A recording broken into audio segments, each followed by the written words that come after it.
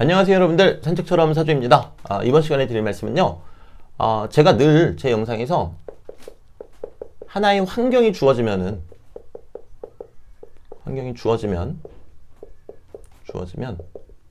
사람은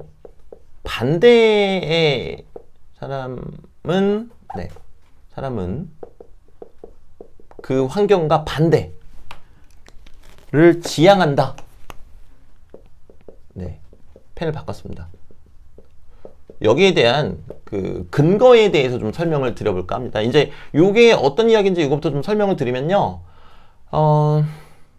예를 들어서 오화가 들어왔다. 그러면 자수의 일이 발생하고 또는 묘목이 들어왔다. 그럼 유금의 일도 발생하고 이게 서로 반대되는 기운이잖아요. 이제 그 이유가 뭔지 여러분들한테 좀 설명을 단순하게 좀 드려보고자 합니다. 이게 그렇게 뭐 거창하고 대단한 뭐 이론이라고 얘기할 것도 없어요. 너무 당연한 거거든요. 왜냐면요. 자, 보세요. 만약에 월운에서 오화가 들어왔다라고 이제 가정을 해볼게요. 오화가 들어오게 되면은 이 오화하고 충돌하는 게 뭔지 아시죠? 자수죠. 그러면 시운에서 자수를 생하는 신자진, 신금이나 또는 신자진 중에 진토, 이 수국이라 그러죠. 수국. 이 수와 관련된 삼합의 기운이 들어올 때 당연히 반응이 더 크게 일어날 수밖에 없죠. 왜냐면은 월운에서 오화가 들어왔다. 그럼 나의 환경이 오화라는 환경이 생겼다라는 거거든요. 그러면 당연한 얘기인데 자수가 들어올 때 더 강하게 작용하지 않겠습니까? 근데 반대로 이제 오화가 아니라 묘목이 들어왔다. 환경으로 묘목이라는 운이 이렇게 들어왔다고 해봐요. 그러면 이것도 너무 또 어찌 보면 당연한 얘기인데요. 지금 묘라는 환경이 딱 있죠. 근데 얘랑 상충하는 기운이 그 하위 운에서 들어올 때 작용이 더 세겠죠. 네, 유금. 네. 근데 사화. 그리고 축토. 갑자기 뜬금없이 제가 유금 이렇게 얘기하면서 사화, 축토, 사유축 얘를 왜 적나하면요. 지장간을 보시면은 요 안에도 금기운이 있잖아요. 네. 그리고 여기도 요 안에 금기운이 있잖아요. 그러니까 이제 사람 사주 명식에 따라서 또 차이가 생기겠지만 그 상위 운에 어떤 글자가 왔을 때 하위 운은 그것과 충돌하는 기운이 들어왔을 때 작용이 세게 일어날 수밖에 없다라는 겁니다. 네. 너무 어찌 보면은 쉬운 얘기가 되겠죠. 자, 이제 조금 더 응용을 해볼까요? 조금만 더 응용을 해보면요. 해수라는 환경이 들어왔다고 가정을 해볼게요. 그럼 해, 묘, 미죠. 그럼 결국에는 나무의 기운으로 간다라는 거예요. 나무의 기운으로.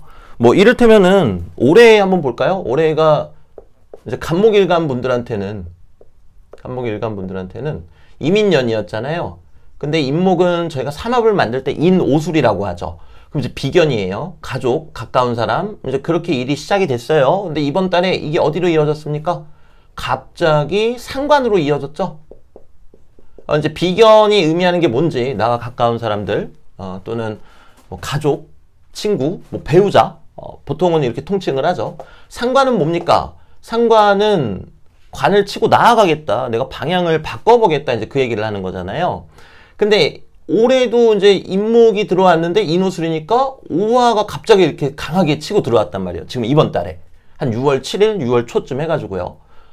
그러면 지금 이 운에 어떤 게 작용이 가장 크겠냐고요. 지금 여기 이제 세운이고 올해 월운이잖아요.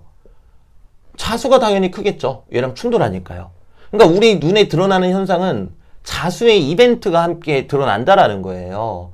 자, 그런데 이 수를 갖고 있는 거는 자수뿐만 아니라 신금도 가지고 있고 또 진토도 가지고 있으니까 하위 운에서 신금, 자수, 진토가 올 때 그 부딪히는 현상이 조금 강하겠다. 이제 이렇게 판단하시면 된다라는 거예요. 자, 그러면 내년은 묘월이니까 이제 됐고요. 만약에 월운에서 해수가 들어왔다. 해수가 들어오면은 결국에는 해묘미니까 묘목의 환경이 조성이 된다는 거예요. 결국에는. 네. 그러면 우리는 유금의 이벤트가 덩달아 생길 수밖에 없다라는 거죠. 월운이 이러면은 일운에서 유금이 또 들어올 수밖에 없으니까요. 월운이 이렇게 있으면 묘목이 월운에서 계속 떠 있다라는 거잖아요. 그럼 어떨 때 저희가 가시적으로 딱 보이겠냐는 거예요. 상충하는 기운이 들어올 때 당연히 보이는 거죠. 그러면은 유일 뿐만 아니라 사일, 축일도 그렇다라는 거죠. 네. 왜? 요 안에도 금이 있고 요 안에도 금이 있으니까. 네, 그래서 이렇게 어렵게 생각하실 필요가 없으시고요. 그냥 이 원리가 이렇구나. 그래서 사람이 어떠한 기운이 들어오면은 그 반대의 급부적으로 행동을 하거나 그 기운과 부딪히는 어떤 그 오행의 작용이 일어나는구나 라고 이제 여러분들이 생각하시면 되세요. 그래서 이렇게 이론적으로 봤을 때에는 이런 배경이 있다라는 거 그냥 설명드리기 위해서 찍었고요. 네. 이해 안 되시는 분들은 이제 댓글에다가 이렇게 달아주시면은 제가 최대한 빠른 시간 내에 답글을 달아드리도록 노력하도록 하겠습니다. 네. 그래서 오늘 영상은 여기까지 찍고 마무리입니다. 감사합니다.